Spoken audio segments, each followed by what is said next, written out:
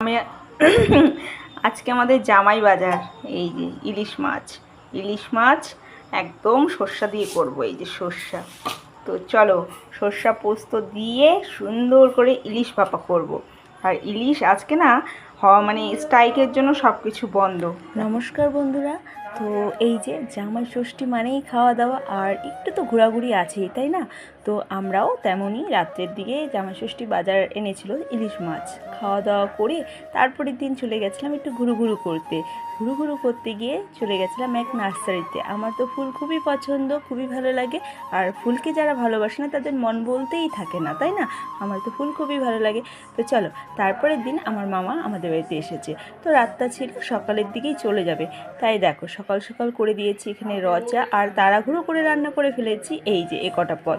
কারণ বাড়িতে অনেক কাজ রয়েছে, তাই তাড়াতাড়ি বেরিয়ে পড়বে। তাই আমি কি করেছি, সকাল সকাল ঘুম থেকে উঠে অনেক কিছু রান্না করার ভাবনা চিন্তা ছিল। যাই হোক, এত সকাল সকাল এত কিছু পারিনি, যতগুলো পেরেছি রান্না করেছি। তাই ভাবছি যে এবার জোরজবরদস্তি খাওয়াতে বসাবো।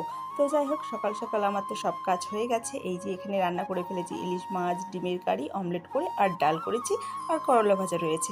তো চলো আজকে এই কটা পদ দিয়েই খাওয়াবো। আর মামা বেশি একটা আসে না, অনেক দিন পরেই এলো, কারণ বয়স হয়ে গেছে তাই। আর এক ফাঁকে মাকেও দেখে এসেছে, আর আমার বাড়িতেই ছিল। কালকে তো জামাই ষষ্ঠী ছিল, মার ওখানে